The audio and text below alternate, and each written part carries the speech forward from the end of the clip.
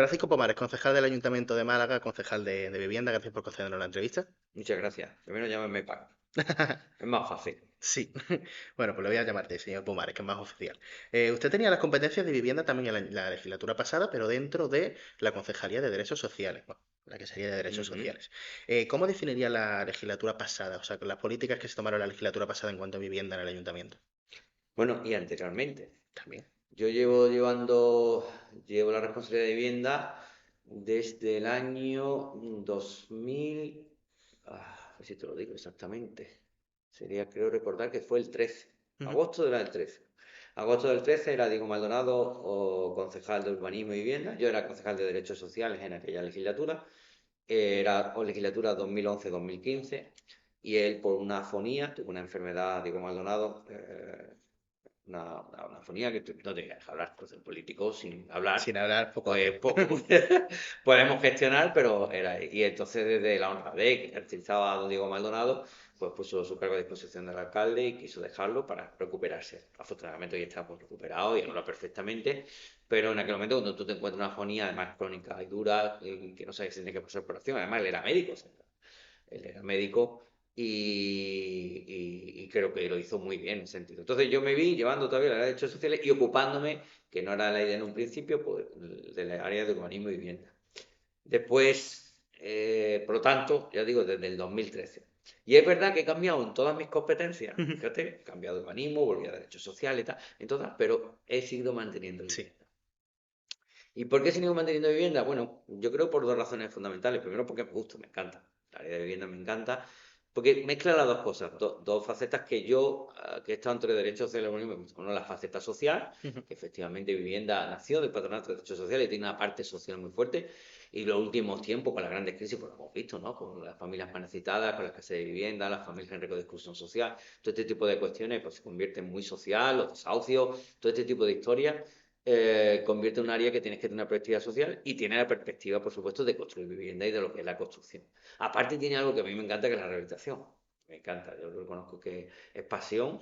Encontré la rehabilitación y encontré una de mis pasiones que no desconocía. La pasión por la rehabilitación, por el patrimonio, por la rehabilitación de lo mejor que tiene Málaga, ¿no? Que al final es un patrimonio mío, eso me encantó. Con lo cual, pues uno de los concejales de vivienda más antiguos que existe, ¿no? Porque tengo esa perspectiva, porque desde el 2013 a 23, pues podemos hablar de 10 años de experiencia en vivienda, ¿no? Con lo cual he visto todas las fases, ¿no? A lo que tú me preguntabas Sí. directamente, oye, ¿cómo ves? Pues mira, yo ahora que estamos justo además, estamos haciendo esta entrevista en el marco del CIMEC y tenemos ahí el foro, además no solo nacional, sino europeo, de políticas públicas en vivienda, hay gente incluso más antigua que yo, pero quedamos un poco de lo antiguo y mira, por un lado yo siempre diré, estamos muy contentos, porque por fin la vivienda empieza a tener la repercusión que tiene que tener. Yo creo que durante muchos años nos hemos tirado predicando en el desierto, ¿no? Es decir, la sociedad de vivienda, de alguna manera, hablamos, ya alertamos de la necesidad de vivienda en este país, donde la vivienda social, en este sentido, nunca ha superado el 2,5%, ¿no? Eso es un dato que, comparado con Europa, los que no tenemos esa perspectiva más europea, pues hablamos de que la media europea prácticamente está entre el 8 y el 10%. Entonces, el objetivo de este país hubiera sido llegar al 10%. Pero en este país nunca se ha apostado fuertemente, digo desde la democracia, pues, curiosamente desde la democracia se apostaba mucho. Y el gran parque público de vivienda en este país se hizo en época no democrática. Es que cosas que llaman la atención. Y cuando entra la democracia, en vez de ocuparnos de lo que realmente, de los derechos y deberes de los ciudadanos y de ocuparnos de un bien necesidad como la vivienda, nos ocupamos más de la vivienda libre, la vivienda en propiedad.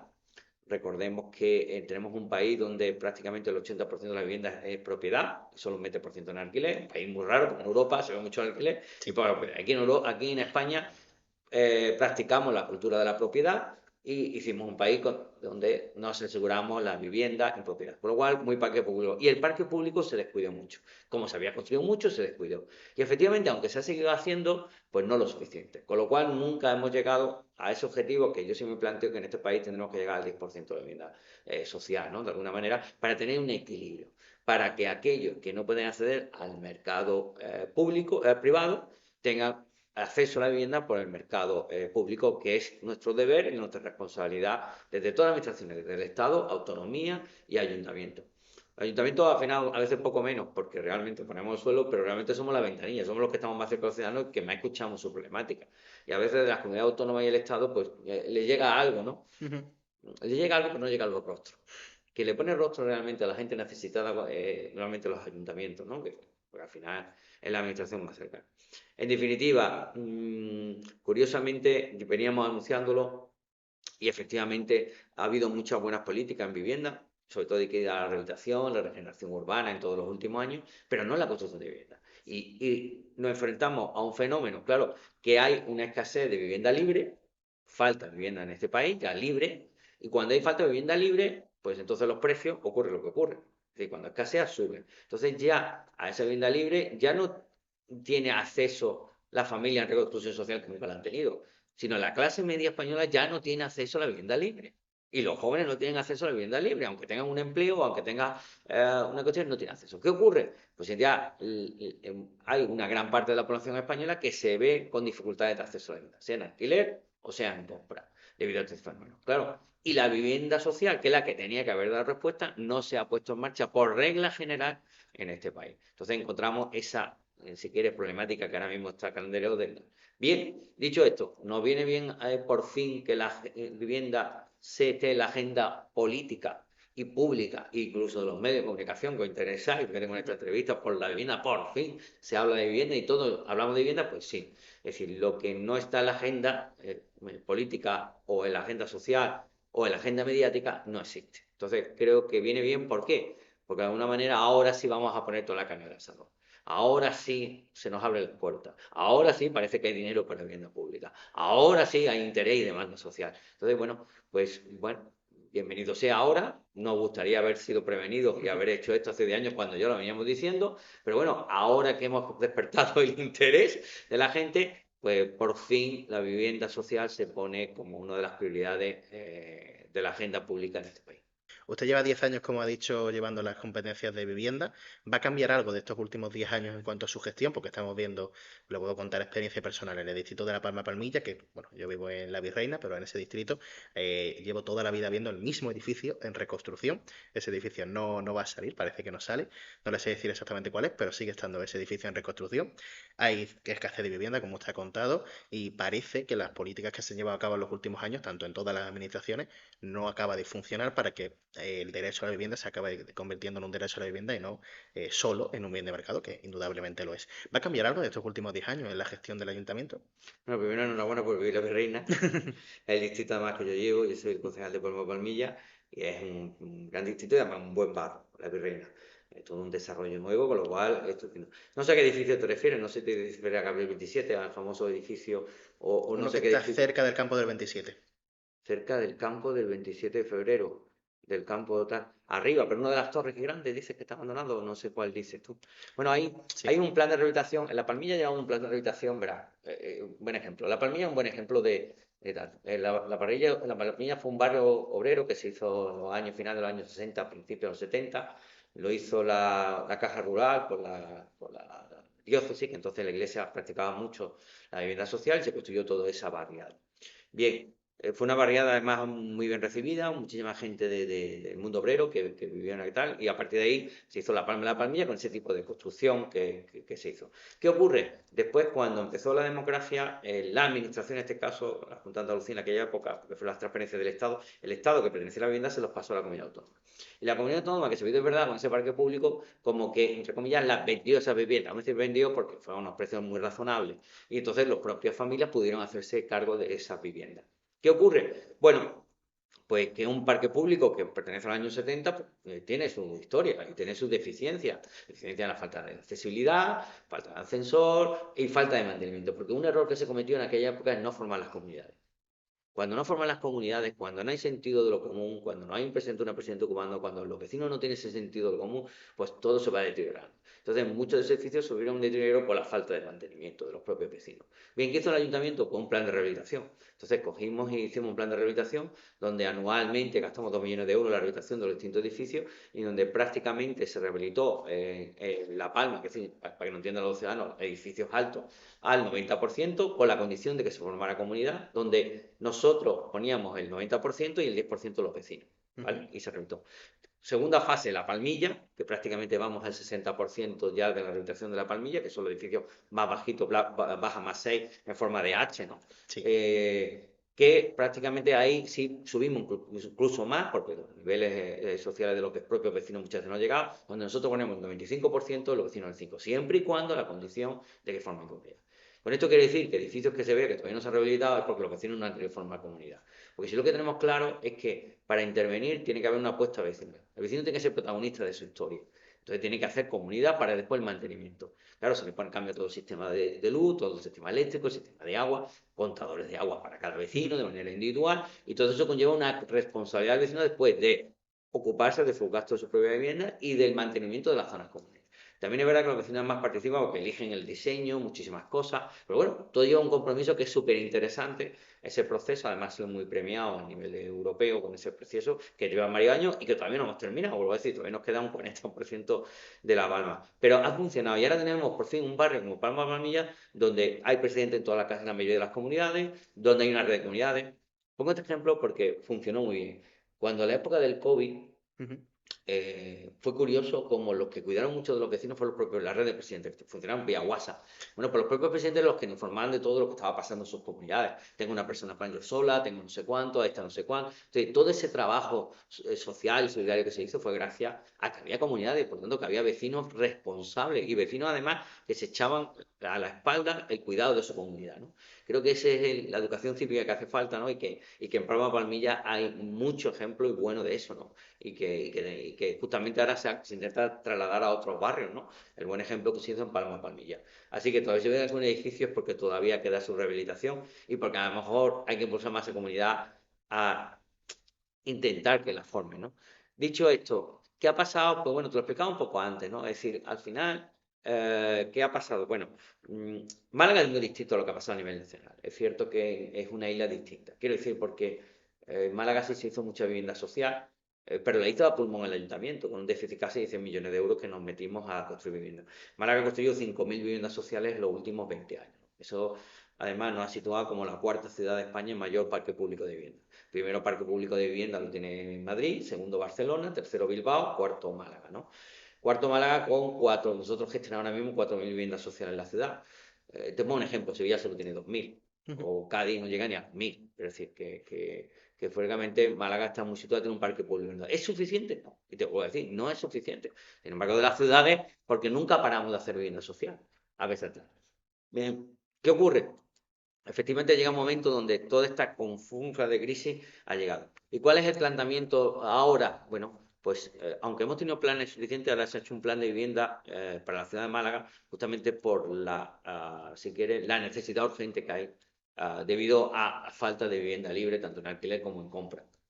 ¿Qué ha hecho eso? Que acabamos de hecho un plan que establece que desde el 2023 al 2027 se van a construir en Málaga, se van a entregar 9.000 viviendas. Fíjate lo que te he dicho antes, nosotros hemos hecho 5.000 y ahora decimos 9.000, pero las 9.000, 4.100 van a ser públicas y 4.800 privadas.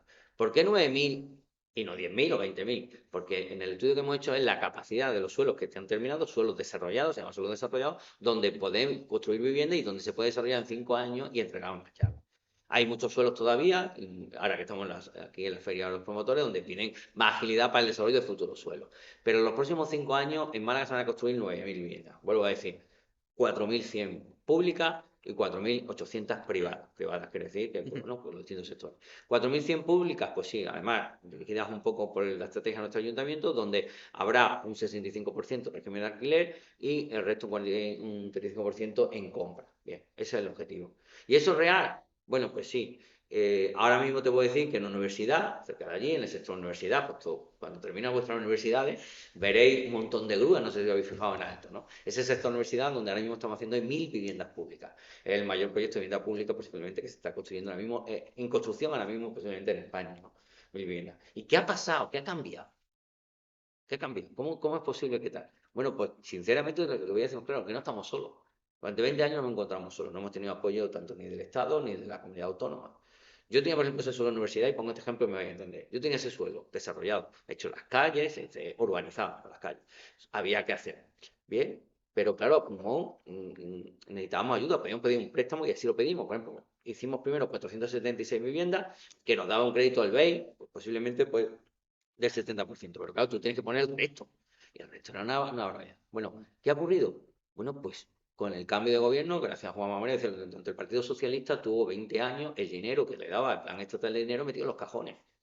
Directamente jamás ayudaron a ningún ayuntamiento, ni a este ayuntamiento durante 20 años. O sea, es muy duro decirlo, pero es así. Y entró Juan Moreno con el gobierno del Partido Popular y lo primero que abrió el cojón y sacó una convocatoria. Como yo tenía el suelo desarrollado, me podía presentar. Y cogimos dinero suficiente para poner ese 20% que faltaba. Y empezamos con las 476 viviendas.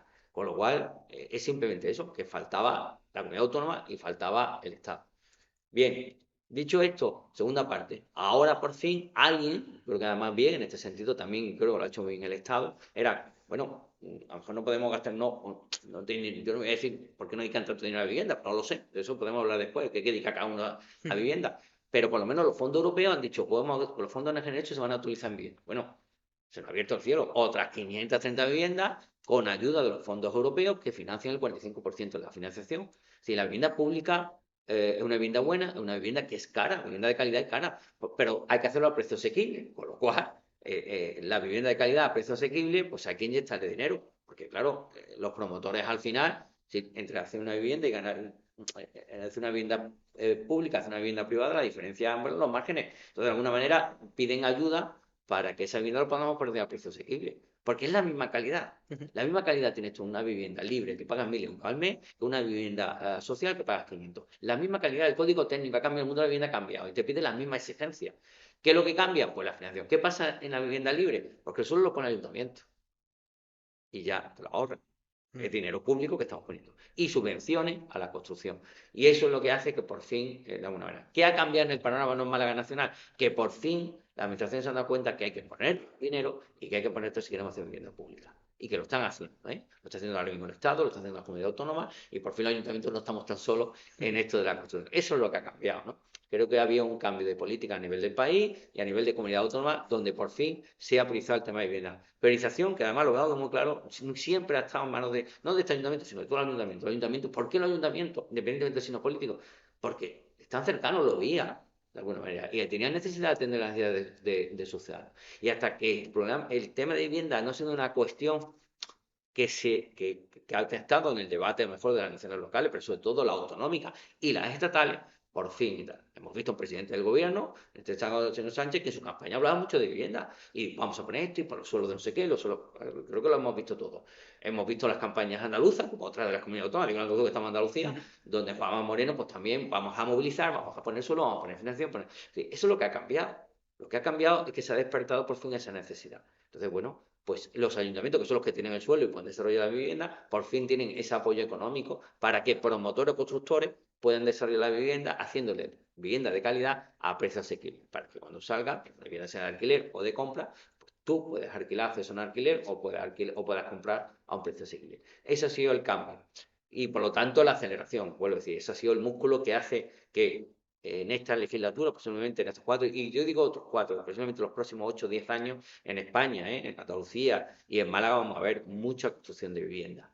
De vivienda libre también, pero también de vivienda pública. Vuelvo a decir, en los próximos 5 años, 4.100 viviendas protegidas. Si te das cuenta, hemos hecho, y te he dicho el dato, de los últimos 20 años, hemos hecho 5.000 viviendas protegidas y somos del ayuntamiento que hemos hecho, pues imagínate cuando hagamos 4.000 en solo 5 años. Quiero decir, para nosotros sí es un impulso, es un reto muy complicado, difícil, pero bueno, ahora no estamos solos, como siempre decimos, ¿no? Así ahora nos sentimos reforzados, tenemos el apoyo del sector, tenemos el apoyo del resto de administraciones, tenemos suelos Málaga para hacerla y solo es cuestión de hacerlo y ahí tenéis el resultado que ya en el primer año, en 23, ya tenemos 1.000 viviendas en construcción ahí en la universidad. Le voy a sacar un temón, la intervención. Porque eso usted del Partido Popular, es un partido liberal, que por tanto apuesta por intervenir cuanto menos en el mercado privado y además en el ayuntamiento, que es donde más se suele intervenir, porque es lo que más cerca está de la intervención. A eso lo unimos con pues que la intervención que está habiendo desde lo público a lo privado está siendo para construir más vivienda, dar subvención para que se construya más vivienda y dar más suelo público. Pero aún así estamos viendo que sigue habiendo muchas casas, muchísimas casas, de hecho que prácticamente no hay espacio para construir más, pero la gran mayoría, bueno, a la gran mayoría no tienen acceso las personas de clase media y sobre todo las personas de clase baja Y vemos que por más que se construyan, sigue sin bajar el precio y sigue sin llegarle a las clases más bajas. ¿Se plantean ustedes llegar a intervenir de otra forma en el mercado y posibilitar que haya pues grandes tenedores que lleguen a tener más de que 10 casas cuando hay gente que no se puede permitir una? Si plantean fijar precios o algo por el estilo. Y aquí ya pues me adelanta la siguiente pregunta. ¿Van a ustedes aplicar la ley de vivienda estatal que ha aprobado el gobierno de España?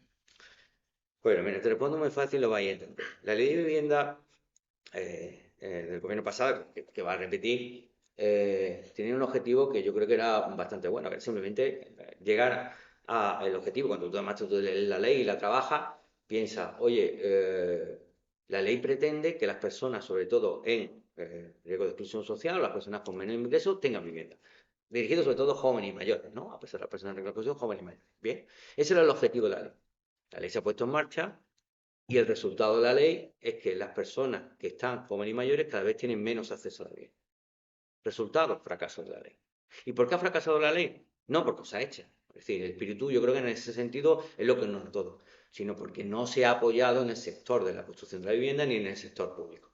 Ayer estaba el director general de vivienda aquí y se lo dijimos, estaba todos los sectores, ayuntamientos, con el autor, y se lo dijimos, no entendemos cómo una ley que era necesaria se hace y no se apoya en quien construye vivienda, que somos nosotros. Y la ley lo único que pretendía, de alguna manera, es poner mucha inflexión en la intervención, como que el sector privado tenía que entregar, regalar, bajar los precios. La peor comunidad ahora mismo, la peor comunidad ahora mismo en cuestión de vivienda es Cataluña. Y la peor ciudad en cuestión de vivienda es Barcelona. La peor. ¿Qué ha pasado? Donde hay más personas en riesgo, jóvenes, mayores, es decir, en las que se vivienda, el precio ahora mismo de la vivienda en Barcelona ya supera los 15 euros metro cuadrado. Eso es una barbaridad. Es decir, porque la intervención no funciona, no es la clave. No necesita una ley de vivienda, se necesita hacer vivienda. Es Ujú. decir, la única fórmula de regular los precios y que tal es hacer vivienda. Más vivienda libre para regular los precios, hay que librarlo, y más vivienda pública porque no hay vivienda pública. Es decir, no se trata de una cuestión, es simplemente la necesidad. Y la ley no contempla en absoluto este tipo de ayuda. Es curioso cómo la ley no contempla este tipo de ayuda a la protección y como te he dicho antes, han empezado a venir la ayuda europea. Es decir, si es que hasta el propio gobierno ha dicho, oye, si la única forma de ayudar es meter dinero, vamos a meter dinero, si no lo tengo, voy a meter dinero europeo. Y por fin, toda esta vivienda pública se está haciendo, no es a favor de la ley de vivienda, sino porque simplemente han empezado a venir las ayudas económicas. No hay que hacer una ley, simplemente si tú tienes voluntad, tienes que dedicar dos cosas, el tiempo y el dinero. ¿Qué tiempo y dinero le dedicas a cada cuestión? La pregunta que hay que hacer es, ¿qué parte del presupuesto público dedica a la vivienda? ¿Sabes cuál es el presupuesto del Estado en vivienda? De todo el dinero, me decís miles de millones, sí, el 0,5%. ¿Tú sabes cuál es el presupuesto de la Junta en vivienda? El 1%. ¿Tú sabes cuál es el presupuesto de este ayuntamiento? Podría decirte mucho más, el 6%. Esa es la diferencia. La diferencia es lo que tú eres capaz de poner de tu presupuesto. Entonces, claro, es que esa es la cuestión. La cuestión es que hay que poner mucho más dinero. Es una cuestión de poner dinero. Aquí hay una cuestión y de ser ágiles en la gestión administrativa, que es lo que nos piden los promotores. Ahí es donde podemos actuar. Y la ley de vivienda ni hace más fácil el acceso a la construcción de vivienda, ni de tal, sino habla de cuestiones que realmente no tienen efecto es decir, que esto lo puede decir cualquiera del sector, es decir, ha sido un fracaso. Y vuelvo a decir, yo creo que la intención es buena, porque la intención la compramos todos, hace falta hacer vivienda para llegar a las personas jóvenes, a la mayoría, tal, pero ¿de qué estamos hablando? Dice, vivienda vacía. ¿Pero cuánta vivienda vacía si no hay vivienda vacía? Mira, Málaga, por ejemplo, no llegamos al 4% de la vivienda vacía, Ujú. cuando lo normal en una ciudad es el 8 o el 10. Ahí está. Es decir, no hay vivienda vacía en las grandes ciudades. Ahí no hay, es decir, la inmigración en las grandes ciudades tiene un reto y es que van creciendo. Y además hay una nueva generación joven, en este caso, nuevamente la vuestra, que ha decidido que quiero vivir en la ciudad. Tengo derecho a vivir en la ciudad. Curiosamente, durante los últimos 10-15 años hemos vivido de una generación de mucha gente que prefería vivir fuera de la ciudad. Hablo del modelo de chalet adosado, de urbanizaciones cerradas con piscina, es decir, ese modelo de muy llámale casi americano, ¿no? Este es el estilo de las películas, ¿no? Pero voy a la ciudad, me cojo el coche, voy a trabajar, pero después voy a una ciudad tal. Ahí ese modelo además se ha puesto muy de moda y donde además las ciudades perimetrales, como por ejemplo en Madrid, pues han tenido mucho auge, o en Barcelona mismo, es decir, el área perimetral. Pero ¿qué ocurre? Que hay una nueva generación entre los 20 y los 30 años, que toda la educación que se le ha dado sobre la responsabilidad, sobre el compromiso con el medio ambiente, sobre la movilidad sostenible, se lo ha creído. No es que se lo ha querido, es que quiere vivirla. Es que no quiero ir en coche, es que quiero ir en patinete eléctrico. Es que quiero utilizar el transporte público, es que quiero ir en metro. Y es que quiero la ciudad. Yo no aspiro a tener la casa de mi padre. Yo aspiro a tener la casa de mi abuelo, la que estaba en el barrio. La que estaba en el barrio. Y la gente joven lo que quiere ahora es vivir en el barrio. Y vivir esa vida fuerte. No vivir en una organización aislada, que está muy bien para tener los niños, ¿no? Como yo digo, encerraditos en el corral, ¿no? Porque se hace la organización encerrada, ¿me entendéis, no? Cuando lo estoy hablando, ¿no? El corral que están los niños protegidos y tú te sientes como padre y madre protegido porque lo dejas abajo, no en la calle. El niño no juega en la calle, juega en la organización dentro, cerrada. Pero había una generación joven que se ha revelado. Dice, no, yo quiero volver a la ciudad. Yo tengo derecho a vivir en la ciudad, a disfrutar la ciudad, a salir con mis amigos, a tener la pandilla del barrio, a no sé, no sé cuánto. Es como volver, como yo digo, se lo intento explicar a la gente, a ir a la casa del abuelo, ¿no? A la casa del abuelo en carretera Cádiz, en Cruz de Humilladero, en Palma Palmilla. Ahí quiero vivir. Quiero vivir ahí, donde está la vida, donde bajo y tengo el supermercado, el este, no sé cuánto. Quiero decir, no quiero vivir a tal. Y donde además yo cojo mi patineta, cojo mi autobús, cojo mi bicicleta, cojo mi carril bici y llego a mi facultad, a mi tal, a mi trabajo y tal. Es decir, ese trabajo que ahora se dice gente joven, incluso los nómadas digitales que están muy de moda, ¿no? Entonces, ¿qué ocurre? Que las ciudades no están preparadas para eso. Ahora hay que recumplir. Todo eso multiplicado en la necesidad de vivienda. Es decir, porque os voy a encontrar piso en la afuera, pero en la urbe, es decir, poblada, pues claro, reinventar la ciudad es complicado porque no hay espacios libres. Bueno, todo esto son razones para entender qué es lo que ha pasado en el fenómeno, ¿no? Que al final es que la gente va cambiando su necesidad de vivienda. Y la vivienda se mueve muy lento y las personas humanas evolucionamos demasiado rápido. Entonces, claro, hay un desfase, ¿no? Para poder dar respuesta a esa necesidad. Entonces, ¿qué ha hecho? Bueno, pues que efectivamente las ciudades tienen una demanda ahora increíble entre la gente joven que quiere volver y no moverse en la ciudad, más la gente que viene, porque sigue habiendo un éxodo masivo de ciudades pequeñitas y medianas a vivir la ciudad. Es así, quiere la gente vivir en la urbe, quiere en la movida, bueno, pues entonces es complicado y eso es lo que hace, por ejemplo, incluso en el tema de alquileres, sobre todo en jóvenes, que sea un drama, realmente, que sea un drama, donde ahora mismo se están pagando casi 400 euros por una habitación, joven estudiante, 400 euros por una habitación. Sí, eso es que incomprensible. En una ciudad como Málaga, eso que te vas a mejor Madrid o Barcelona, lo puedes, pero 400 euros por una habitación. Entonces, claro, eso es complicado. Entonces, ¿qué ocurre? Pues que hay muy poca vivienda vacía. ¿Qué ha ocurrido también? Y en esto también hay que decirlo, ¿no? Que la ley de vivienda no ha ayudado. Pues efectivamente, ¿por qué no ha ayudado? Porque yo creo que un efecto, intentar hacer un efecto social, que yo creo que había haberlo buscado por otra rama, no por la ley, por el tema antidesahucios, por ejemplo, ¿qué ha ocurrido? Pues que ahora la persona que va a poner su casa a disposición, una persona, no te hablo de un hotel, hablo de una persona, dice, no, pues ahora, yo un inquilino, da igual quién sea, que entra, que son jóvenes, es decir, es que si me deja de pagar, pues está hasta 2 años o 3 años hasta que la justicia lo saque. Y ya se tiene un niño, ya que no es un saco, es decir, hay menores en la vivienda. ¿Qué ha hecho? Seguro, seguro de impago. Las compañías de aseguradoras ahora hacen los seguros de tal. Y yo creo que tengo un seguro de impago, por si tú mañana yo te alquilo a ti mañana, mañana no me pagas, pues yo no dejo de cobrar porque además es un ingreso que yo tengo para vivir o para lo que sea, pues es mi negocio. Entonces yo tengo un seguro porque si acaso tú me impagas, pues cuando tú tienes seguro del hogar, pues yo tengo un problema. Y porque te hace, cuando hace una hipoteca te hace un seguro por si no pagas, el seguro se lo paga al banco. Todo ese tipo de cosas. Bien, ¿qué ocurre? Bueno, pues que ahora los aseguradoras dicen que como la persona que alquile no tenga dos nóminas o no tenga no sé cuánto, pues no te da seguro. Es decir, al final hay muchos efectos. ¿Qué ha producido? Que incluso la poca vivienda libre que había de alquiler sea más excluyente todavía para los jóvenes, para las personas mayores, las personas libres de exclusión social. Sí, todo el efecto contrario. Hay un verdadero drama ahora mismo a nivel de calle para que personas con dificultades, de alguna manera, con bajos ingresos, consigan un alquiler en una vivienda digna. Hay un verdadero drama. Y solo hay un responsable, que es una ley de vivienda que no ha sido capaz de ver esto tan simple que lo puede entender cualquiera. Sí, el sector de la vivienda, cuando digo sector global, no lo entendemos. No lo entendemos como si se pretende proteger a la gente que más lo necesita, hace cosas que efectivamente los excluye más. No tiene sentido. Bien, no pasa nada. Es decir, al final la ley está ahí. Lo que tenemos que reaccionar, lo que hay que reaccionar. Y la reacción no puede venir de otra manera más que hacer vivienda, hacer vivienda, hacer vivienda, hacer vivienda y hacer vivienda. Porque haciendo vivienda tendremos pues, vivienda libre, más mercado regulado para quien quiera comprarse la vivienda, pero sobre todo vivienda de protección oficial para llegar a aquellas personas que lo necesitan a un precio razonable. Y eso significa que realmente, te vuelvo a decir, política, dinero, no tienes más. Porque las viviendas no se construyen solas, hay que pagarlas, el constructor hay que pagarlo. Y si queremos que tenga un precio razonable, tiene que tener una inyección, tiene que tener una beca. Es decir, ¿por qué puede tener jóvenes que no tienen en medio económico acceso a la universidad? Porque hay una beca. Si no tuviera esa beca, no podría acceder. Pues se trata lo mismo. Para poder hacer una igualdad de oportunidades, tienes que becar de alguna manera el sistema. Y becar es que se haga vivienda. ¿Que la vivienda es muy cara? ¿Es una política cara? Claro que sí, cuesta mucho dinero hacer una vivienda. Es decir, hacer una vivienda hoy en día de 70 metros cuadrados, nosotros que hacemos vivienda, 70 metros cuadrados, ¿eh? Dos habitaciones, un trastero, un tal, es decir, al final, menos de 170.000 euros no te cuesta hacerla. Y nosotros no tenemos ganancias, público.